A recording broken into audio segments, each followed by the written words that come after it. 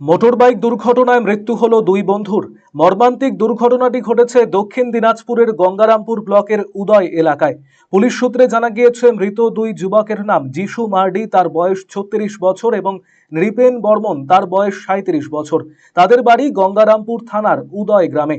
মৃতের পরিবার সূত্রে জানা গিয়েছে, নৈলাকুড়ি এলাকায় দুই বন্ধুর দুটি মাছ চাষের পুকুর রয়েছে। পুকুর দেখে রাতে বাড়ি ফেরার সময় দুর্ঘটনা ঘটে বলে অনুমান। তো দুজনে তো পুকুর আছে, পুকুরে দেখতে যায়, ডেলি যায়। সন্ধ্যার সময় পুকুরে গেছিল, প্রতিদিন পুকুরে দেখতে যায়। কিন্তু রিটার্ন আসার সময় কেমন করে অ্যাক্সিডেন্ট হলো সেটা তো রাস্তার মাঝখানে, তো রাত্রিবেলা তো কেউ বলতে পারছে না। কিন্তু এমনভাবে অ্যাক্সিডেন্ট হয়েছে যে বোঝা যাচ্ছে না অ্যাক্সিডেন্ট না, মাথাটাই গেছে আর কি। কোনো কিছু হাত পা কিছু যায়নি, শুধু মাথাটাই থেকে লেগেছে দুজনের। হ্যাঁ, কি মনে হচ্ছে এটা অ্যাক্সিডেন্ট না অন্য কোনো? অ্যাক্সিডেন্ট তো মনে হচ্ছে না আমাদের। পাড়া প্রতিবেশী বলছে যে অ্যাক্সিডেন্ট তো না, নরম মাটি ছিল, নরম মাটি তো মাথা রোডের মধ্যে পড়ে গেলে মাথা থেতলে যায়, কিন্তু রোডের মধ্যে তো পড়েনি, কিন্তু সাইডে পড়েছে ড্রেনের মধ্যে, সেখানে তো শক্ত মাটি নেই।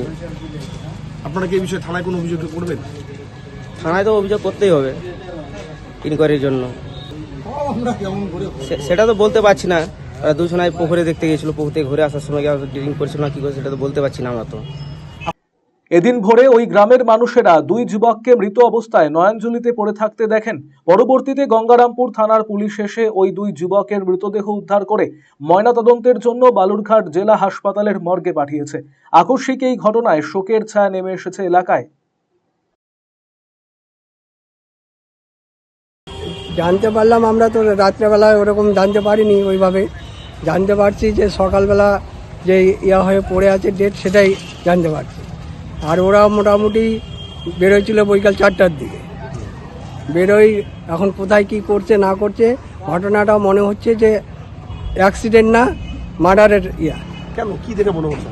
ওই যে মুখের থুতনা দেখে, কারণ যেখানে পড়ছে সেখানে তো নরম জায়গা, এগুলো তো ফাটা যাওয়ার কথা না, কিন্তু আইডিয়া হচ্ছে যে মারে ফেলে দেওয়ার মতো।